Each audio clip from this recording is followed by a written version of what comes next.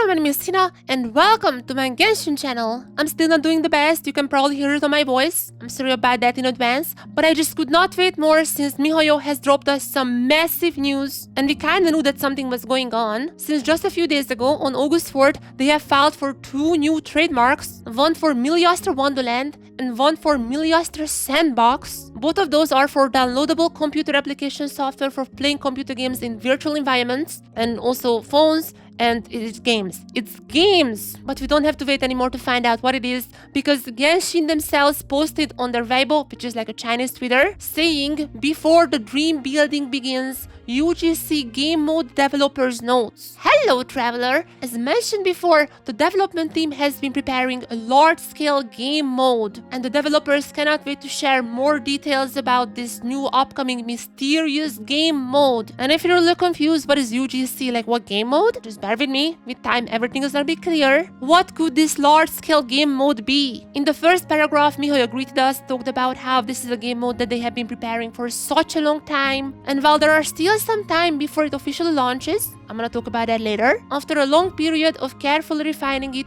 it has finally begun to take shape. And that's why today, we cannot wait to share with you some of our ideas and the progress we've made so far. Now, what are they talking about when they're saying they wanna make more tools for creation? They are saying they have seen people doing creative things in divine ingenuity. You know, that event when you could make your own domains and share with others. Or obviously the most creative place currently in GENSHIN, the Serenity Pot. Or the wonderful landscape that you guys have made. Not to mention the countless fan creations outside the game as well. Be it fan arts, be it fan videos, they're just amazing in my opinion. They're saying that all these creative works have always been a core part of the GENSHIN community, and that made them think they wanna give more tools for the travelers for them to create things more freely. And that's how the UGC game mode was born, hoping to provide every creator as much freedom as they want and let travelers enjoy a more diverse experience. So, I'm not sure how many minutes into the video we are, but then comes the question. What is UGC? Well, UGC just means user-generated content. These are contents made by the travelers themselves. And while for obvious reasons GENSHIN won't say it, but basically the easiest way I can explain it is Fortnite creative. You know how people make the most amazing things in Fortnite itself? That is UGC. And according to miHoYo, if they were to summarize UGC with one sentence, it would be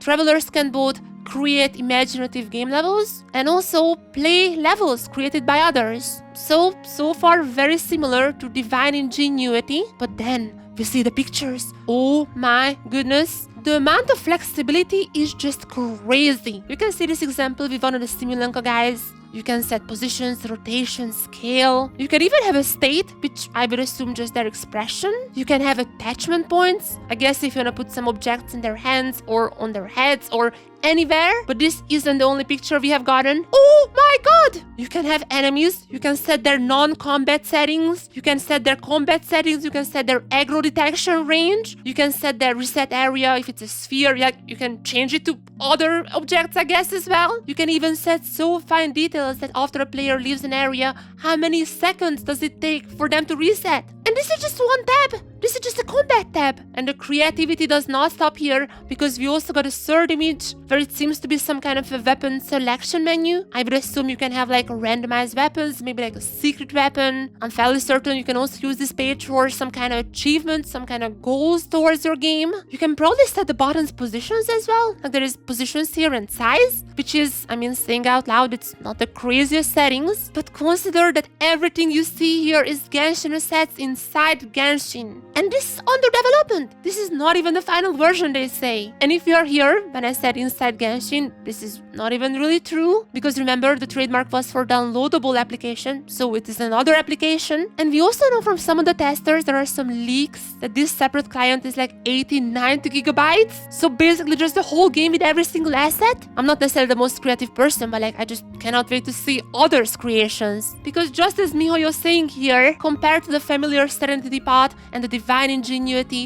this UGC game mode will offer more flexibility than ever. Almost all core elements that make up a game can be customized by the travelers themselves. Moreover, they're also planning to gradually open up most of Genshin's assets for everyone to utilize. And what can they do in here? There's Paimon giving us some examples. You can apparently make tycoons, which obviously Genshin had their own tycoon. I absolutely love that event. But it says that players themselves can create their own tycoons. There's also Battle Royale. According to some recent leaks, the testers said that it has an 8-player game mode, which is, to be fair, not the most for Battle Royale, but like 8-player in Genshin. But you can also have adventure challenges, as well as party games, Genshin Party anyone, and more. There are just an endless possibility. All these gameplay types will be possible to make in this new UGC mode. And there are also going to be various ways to play it. You can have single-player experiences. I would assume some of the adventures would want to have single-player, maybe some fanfics. I'm just putting it out here. And of course, there's going to be multiplayer elements. As I said just now, 8 players right now. But this is still in beta, so it could be more, could be just 8. But then miHoYo goes on how we can play together. Because besides the rich content that the travelers can do inside the game, they have also built kind of like a hub that you can do outside these while you're waiting, for example, in the game lobby. And they have showcased another screenshot here where it seems like you can emote on others, which is just really fun. Over the past 5 years,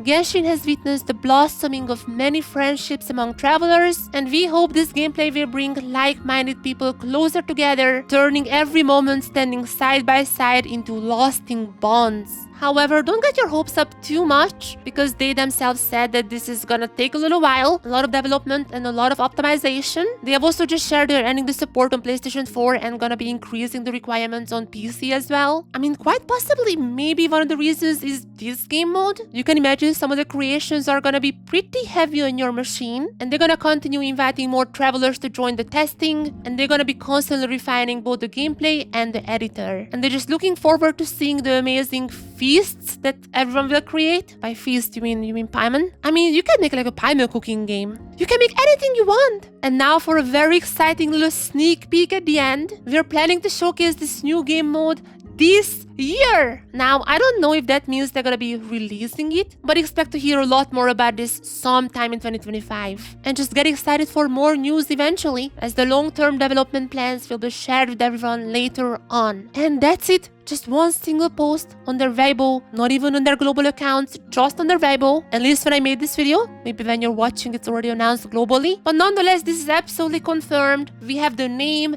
Miliastra Wonderland and Miliastra Sandbox by the filings. And we also got an official confirmation on the Genshin Weibo account that this is gonna be for Genshin, and this is gonna be basically a creative mode. Obviously, we are nearing the end. There is Notcry, there is Chesnia, maybe Karia, maybe Celestia, which is, I mean, still like 4 years. I guess this is not really the end. But nonetheless, it's good to know that there is more coming. Personally, I'm most excited to see if it can be used for anything like a movie maker. Someone like a source movie maker, just like making your own scenes. Which I know is kind of possible already in like other tools. But having an official tool for movies, that would be just amazing. And in general, I just cannot wait to hear from you guys as well. What are you most looking forward to? Maybe you have an idea that you wanna play, or maybe you have an idea that you wanna make for others. Nonetheless, I think this is gonna be a massive step for Genshin. And as per usual, if there is any more news, I'm gonna make more videos about that. So if you enjoyed this video, make sure to give a like. And if you wanna see more content like this in the future, then make sure to subscribe. There is so much coming. Obviously, Gamescom is almost here in just like 2 weeks. I'm gonna be there live in Cologne to explore Notcry, every single little secret that it holds. But even inside the game, we're getting closer and closer to finding out the secrets behind Tibet.